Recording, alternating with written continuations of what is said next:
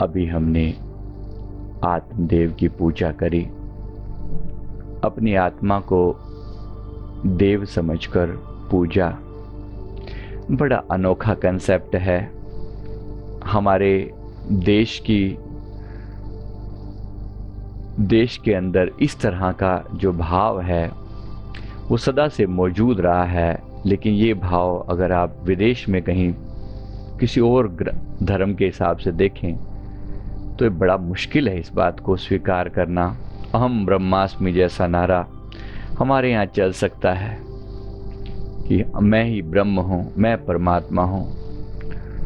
ये सेम मंसूर ने ये धारणा इसी प्रकार कही, अनल हक, मैं सत्य हूँ, मैं परमात्मा हूँ, और उसका शीश काट दिया गया। ये धारणा इंसान को सर्वोच्च शिखर पर ले जाने वाली ये धारणा जो है केवल हमारे यहाँ स्वीकृत है, और ये बहुत बड़ी बात है। सतगुरु की बड़ी दया है कि हम अपने आप को इस स्थान पर बैठा देख पा रहे हैं जहाँ अपनी आत्मा को सर्वोच्च उस स्थान पर बैठकर परमात्मा समझकर हम उसकी पूजा कर पा रहे हैं, वरना कौन समझता है इन बातों को। और मैं आप सभी का भी बहुत शुक्राना करता हूँ इस बात के लिए कि आप सभी इन बातों को समझ पा रहे हैं, कैसे आप इतनी बड़ी बात को पचा पा रहे हैं, डाइजेस्ट कर पा रहे हैं कि आप परमात्म स्वरूप हैं। अपनी ही आत्मा को पूजा। हमारे यहाँ ऐसे महापुरुषों की कमी नहीं रही है जिन्होंने अपनी आत्मा को पूज कर दिखाया। ये मैं बात कर रहा हूँ स्वामी विवेकानंद की, मैं बात कर रहा हूँ स्वामी रामकृष्ण परमहंस जी की, जिन्होंने आत्म पूजा जैसे इतने बड़े कंसेप्ट को लोगों के सामने लेकर आए। बड़ी मुश्किल से समझ आती है ये वाली बात कि मेरी आत्मा भी क्या पूजनीय हो सकती है, लेकिन करते करते हो जाता है। शुरू में मुझे खुद को भी इस बात को पचाने में बड़ा समय लगता था कि क्या सच में हम इतने पूजनीय हैं, क्योंकि आत्मा वही रूप है, वो सदा पूजनीय है। गड़बड़ कहाँ होती है? गड़बड़ होती है इसके ऊपर जब मन की परत जम जाती है ना, तो वो सबसे बड़ी मुसीबत पैदा कर देती है। ये मन क्या है? मन जो है, मेरे गुरु महाराज जी ने फरमाया था कि जब हम अपने सचखंड धाम से इस पृथ्वी पर आने के लिए तैयार होते हैं तो इस मन नाम की चीज को साथ ले देते हैं। मन एक टाइप की इम्प्योरिटी है, क्योंकि शुद्धतम रूप में आत्मा अपने अगर शुद्धतम रूप में रहे तो वो इतनी शुद्ध है और इतनी पवित्र है कि आप उसे कभी भी वो संसार के साथ व्यवहार कर ही नहीं सकती।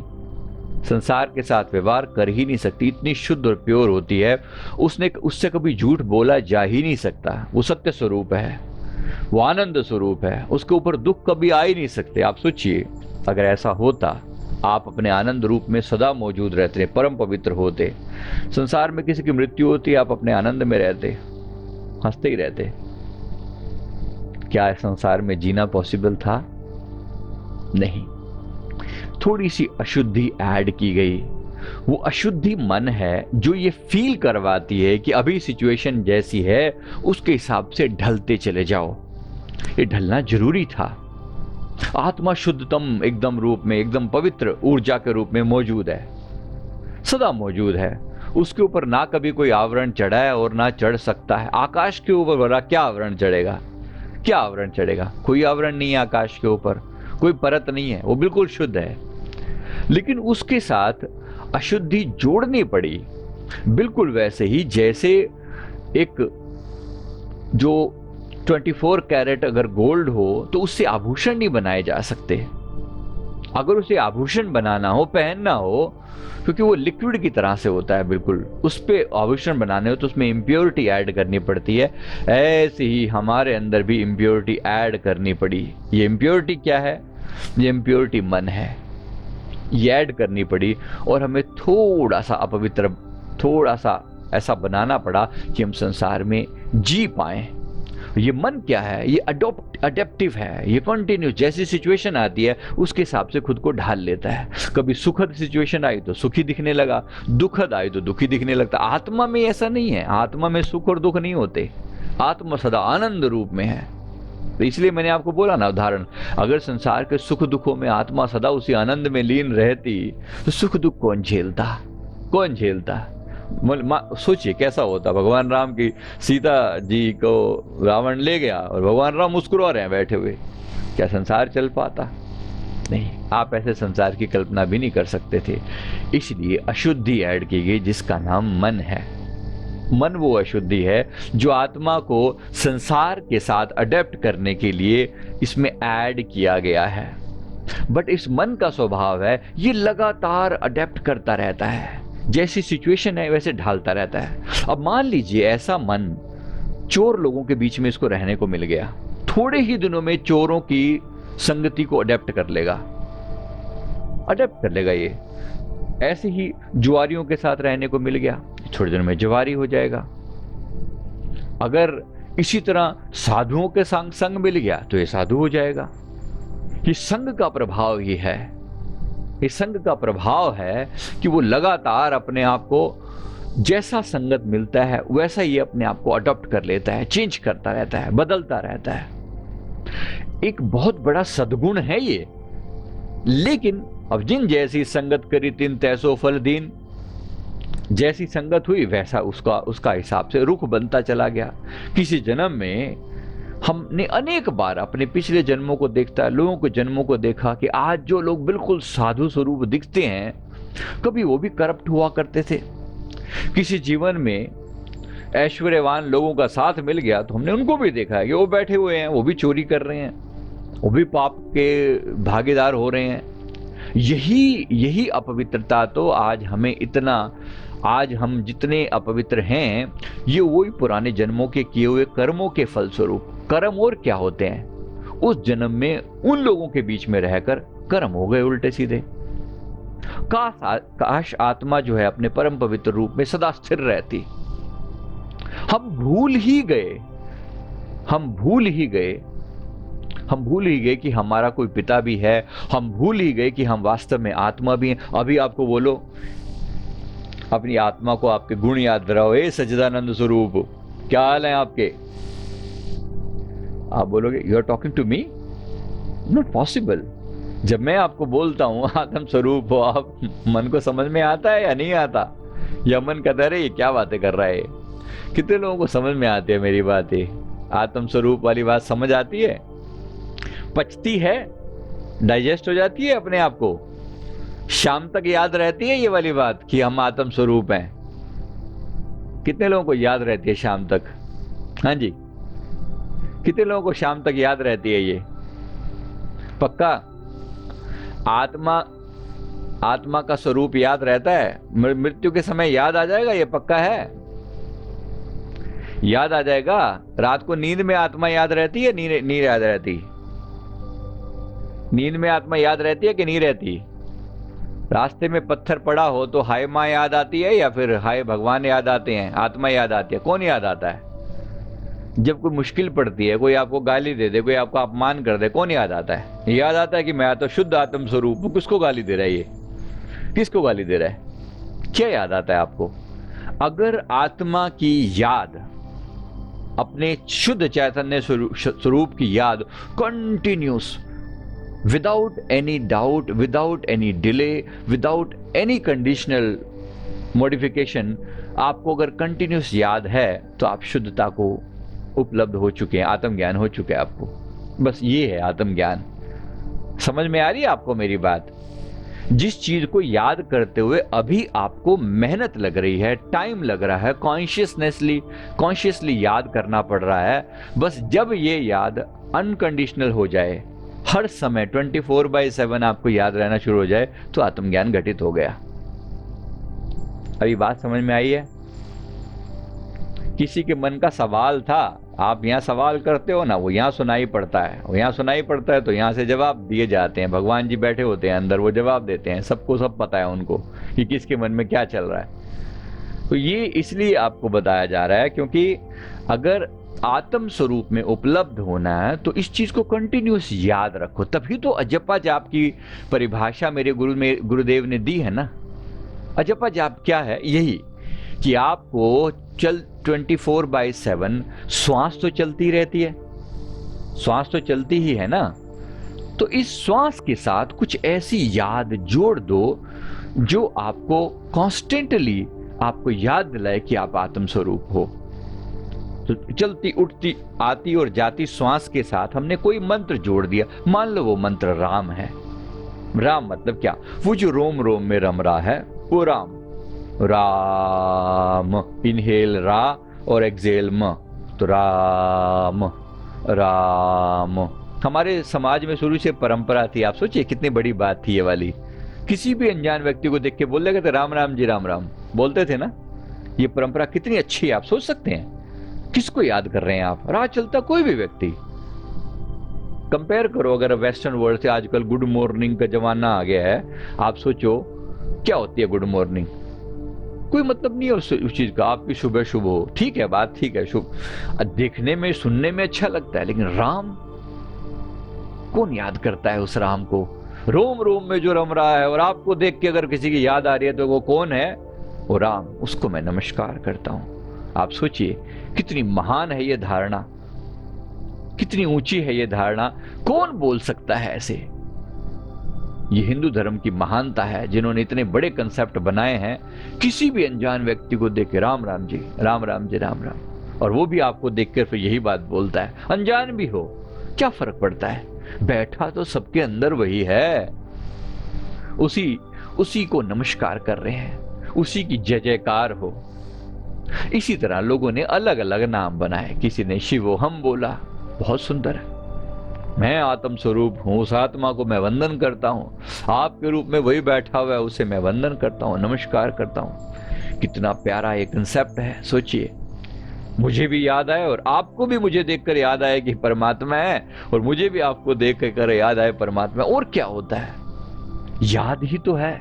यही मेरे गुरुदेव ने फरमाया, याद है तो आबाद है, वरना सब बर्बाद है। अगर याद है, तुझे अपने आत्म स्वरूप की याद है, तो बस बिल्कुल निश्चिंत हो जा।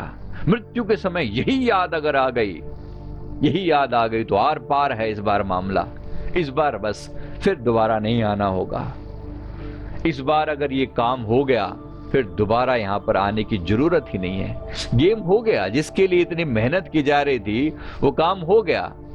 इसलिए तो प्रार्थना करते हैं। प्रार्थना यही करते हैं कि किसी तरीके से मुझे आपका नाम याद आ जाए। जगजीवन साहब जी परमात्मा के चरणों में विनती करते हैं, साईं इतनी विनती मोर, मेरी इतनी विनती स्वीकार कीजिए मेरे साईं। हे परमेश्वर, मुझे इतनी विनती स्वीकार कीजिए। मांगत हूं कर जोड़ के तुमसे, लाग रहे दृढ़ डोर। मेरी डोर आपके साथ जुड़ी रहे, मेरी डोर आपके साथ जुड़ी रहे। रहो अजान नहीं मैं जान्यो, बहुत हीन मत धोर। जब ते कृपा करी आप जान्यो, तब ते सकों का तोर। जब से आपने कृपा करी है तभी मैंने खुद को जाना है। परमात्मा के सामने विनती कर रहा है। बड़ी सुंदर विनती है, बड़ी प्यारी विनती है कि इस तरीके से मेरा मन आपके साथ जुड़ा रहे कि मैं हमेशा अब उपवास ना कर एको मानो, चाख नाम रस घोर। सदा भरोसा आस तुम्हारी, मर्म फंदते तोर। चरणते शीस टरे नहीं टारो, दीजे हमीना खोर। जग जीवन दास तुम्हारा कहावे, सत्संगत गह पोड़। हे प्रभु, मुझे ऐसी कृपा करना, मुझे सत्संगत में भेजना जहां बैठकर कोई मुझे आपकी याद दिलाता रहे, मैं भूल ना जाऊं। बस इतनी ही मांग है, इतनी ही मांग है। मांग भी क्या रखी है सोचिए।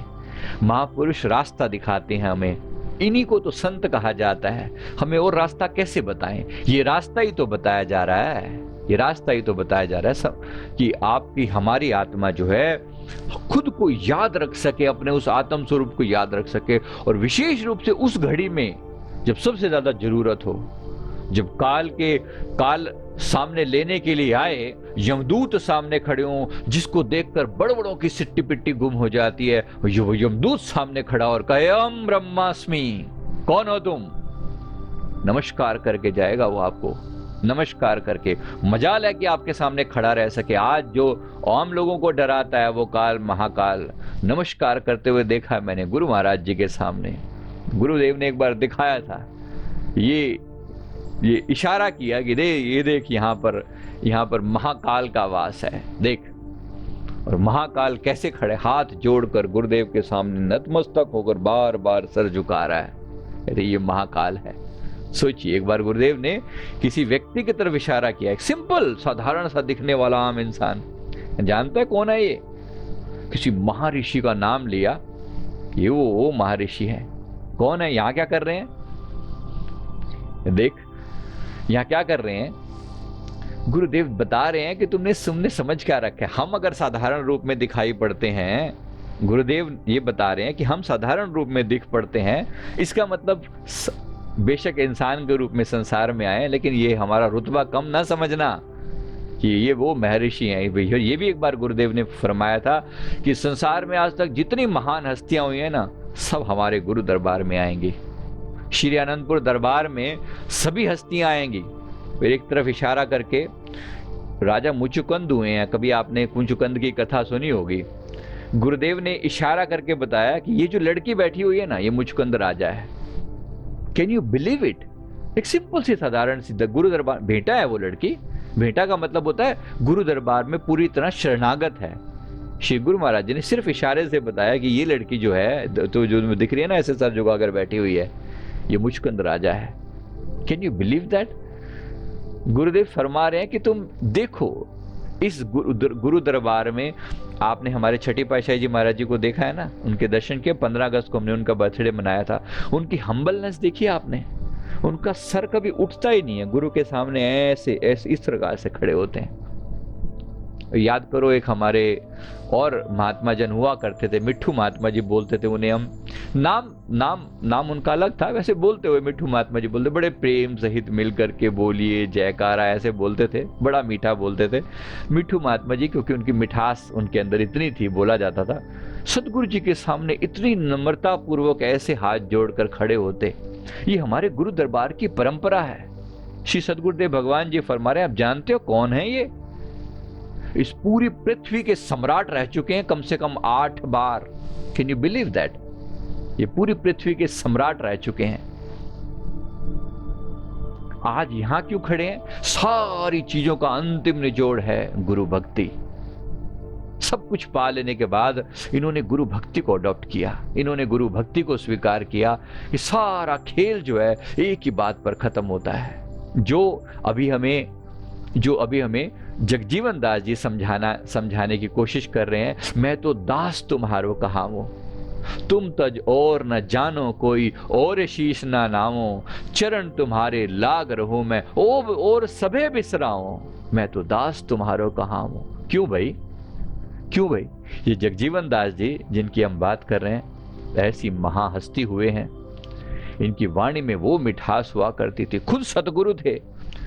ये इतनी उच्चतम अवस्था को प्राप्त थे, लेकिन बात कहने का अंदाज देखो, इतनी नम्रता, इतना झुकाव। ये मेरे गुरु महाराज जी की महिमा है, ये सतगुरु की, परमात्मा की महिमा है। सदा अपने आप को एक सेवक की तरह समझते हैं मेरे सतगुरुदेव भगवान जी। जब वो परमहंस जी की सुंदर सिंहासन पर विराजमान हो गए, तब भी अपने आप को सेवक ही समझते रहे, दास समझते रहे। कहते थे लोगों को दर्शन देना, आप हमारे दर्शन करने आते हो, ये आपके लिए जो ये वरदान है, हमारे लिए वो एक सेवा है।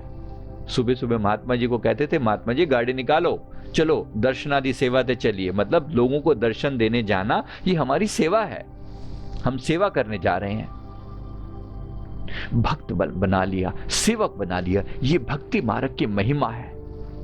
राजा मुचुकुंद का जिस समय साम्राज्य था ना, इंद्रदेव जैसी महान हस्ती को भी उन्होंने जीता था, इस हद तक वो गए थे।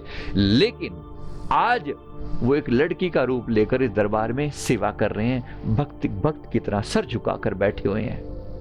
ये भक्ति की महिमा है। भक्ति अहंकारी नहीं है, प्रेम स्वरूपा है, आनंद स्वरूपा है, मुक्ति स्वरूपा है। सारे सुख जो है भक्ति में गुरु महाराज जी ने डाल दिए, सारे सुख डाल दिए हैं। और जिसको ये एक भक्ति भगवान की, जही प्राणी के नाही मन, नानक सूकर स्वान जो, कहते जैसे सूकर स्वान जो नानक मानो ते ही ताही तन, उन लोगों का शरीर जो है शूकर और स्वान की तरह मानना चाहिए, मतलब कुत्ते और सूअर की तरह मानना चाहिए, जिसके हृदय में परमात्मा की भक्ति नहीं है। इतनी महादात है ये भक्ति। तो ऐसा मत समझ लीजिएगा कि कोई भक्त अगर प्यार से सर झुका रहा है, अगर वो हम्बल है, तो इसका मतलब ये है कि उसके पास कुछ है नहीं। सब कुछ हो सकता है वो किसी ब्रह्मांड का राजा हो। गुरु महाराज जी सिर्फ बता रहे हैं, समझा रहे हैं कि ये हम्बलनेस जो है, ये भक्ति, ये सेवक का भाव, अपने आप को एक तुच्छ सेवक समझना, ये भाव बड़ा ऊंचा है।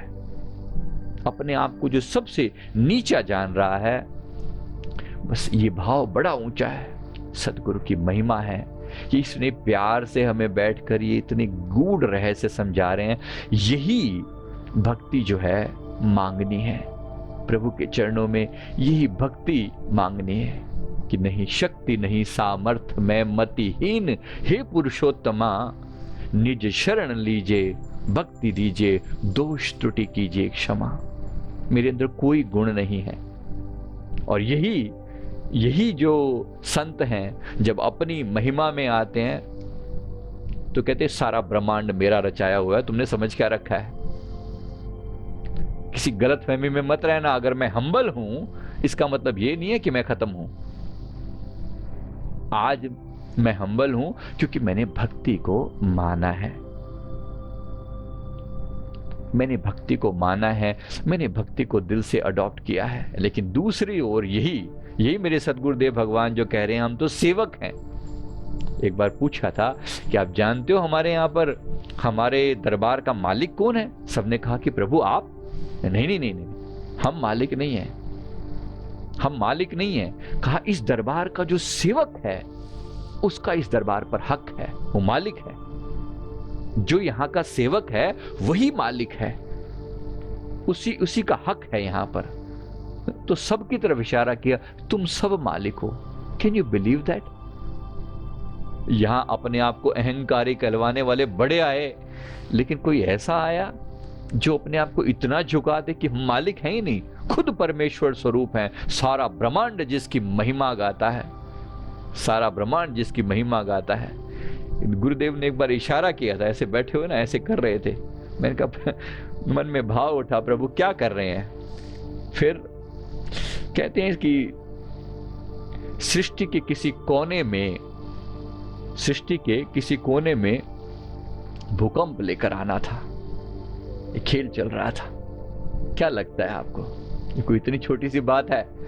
एक इशारा मात्र से वो पूरी सृष्टि को हिला सकते हैं। जहां क्रिएशन की लीला होती है, वह विनाश की लीला भी करने वाला कोई और थोड़ी है, वही करते हैं। हम ही उत्पत्ति करें, हम ही करें संहारा।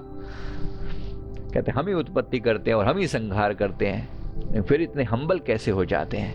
बस यही महिमा है भक्ति की। तो यही प्यार रखना, यही नम्रता, सदा झुके रहना प्यार से। कहते दूसरों से बात करना ना, उनके पैरों की तरफ देखना। ये मेरे गुरु महाराज जी ने सिखाया है। ऐसे महान गुण सिखाए हैं कि पूछिए मत। इतने प्यार से बार बार समझाते हैं। ये सतगुरु की महिमा है।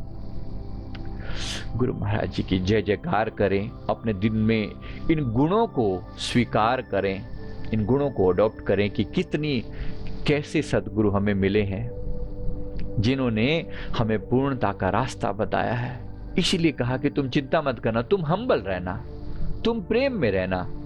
अगर तुम अधूरे भी हुए ना, तुम्हारी भक्ति पूरी ना भी हुई, तुम केवल हमें याद कर लोगे ना, ये गुरुदेव के पावन वचन है। अगर तुम हमें याद भी कर लोगे, भक्ति पूर्ण नहीं भी हुई, याद कर लोगे, तो तुम्हारी सारी चीजों के ऊपर हम कांटा लगा देंगे। हमारे पास ही है ना तुम्हारा हिसाब, काहे को चिंता करते हो? हमारे पास ही है ना हिसाब, क्यों चिंता करते हो? सारे हिसाब के ऊपर पर्दा पा देंगे, सारे हिसाब के ऊपर कांटा लगा देंगे। सिर्फ भक्ति करना, प्यार करना सीखना। प्रेमी के मैं कर बिकूं, ये प्रेम का ही तो खेल है। और क्या फरमा रहे हैं? ये मेरा असूल, कहते 4 मुक्ति दूं, ब्याज में दे ना सकूं मूल। ये कौन कह रहा है? ये मेरे तृतीय पातशाही जी महाराज जी फरमा रहे हैं, 4 मुक्ति दूं ब्याज में दे न सकूं मूल, प्रेमी के मैं कर बिकूं, मैं हाथ बिक जाता हूं उसके, ये मेरा असूल। भक्ति का खेल है, ये भक्ति का खेल है।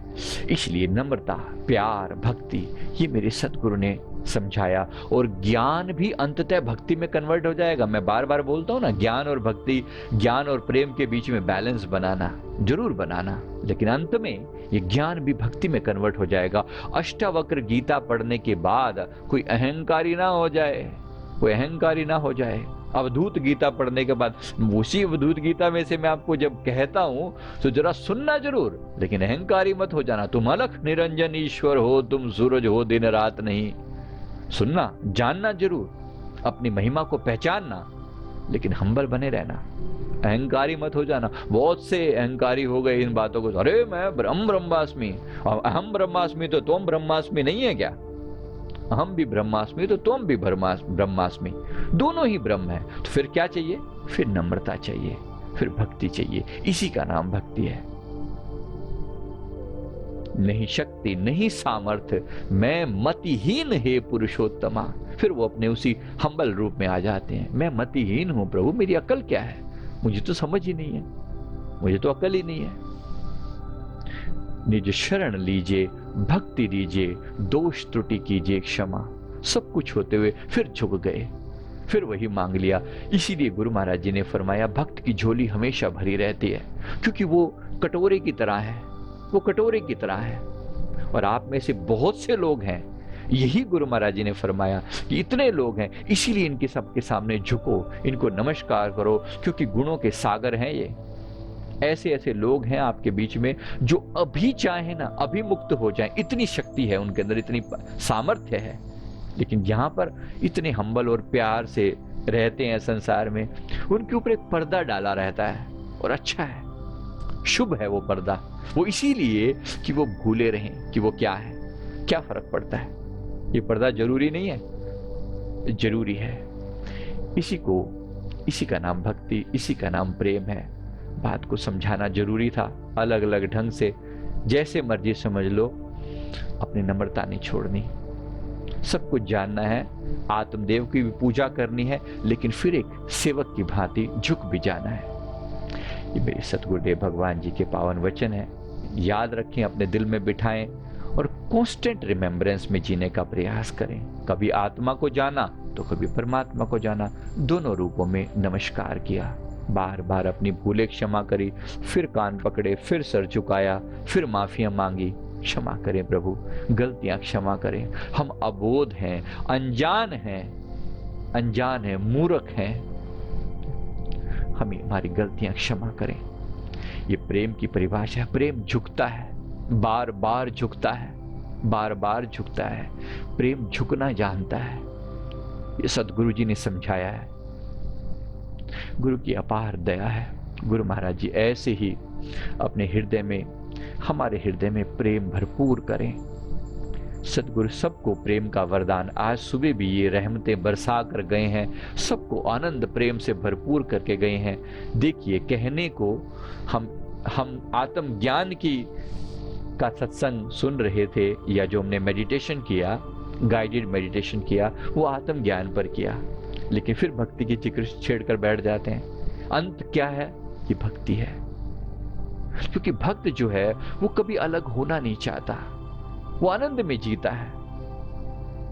यूं ही मुझको देना आप ज्ञान बार बार। क्यों भाई? एक बार शुरू में मैंने ये भजन सुना ना, हे मेरे सदगुरु प्रणाम बार बार। उसने कहा कि बार बार हो जन्म, हर जन्म हो आप हम, यूं ही मुझको देना आप ज्ञान बार बार। क्यों? कि मैं इतना मूर्ख हूं कि मुझे एक बार का ज्ञान दिया हुआ समझ में नहीं आता। लेकिन भक्त है, वो भक्त है इसलिए मांग रहा है। वो कहता है आप मुझे बार बार ज्ञान देना, मैं फिर अज्ञानी बनकर आऊंगा, फिर पर्दा डाल लूंगा अपने ऊपर। क्यों? ताकि मैं हम्बल बना रहूं, ताकि मैं झुका रहूं। तो ये सतगुरु की दया है। इसी तरह प्यार में अपने भीतर इस आनंद को स्वीकार करें, भक्ति को स्वीकार करें, ये भी जीवन सफल हो और आगे भी जीवन सफल हो। बोलो जयकारा।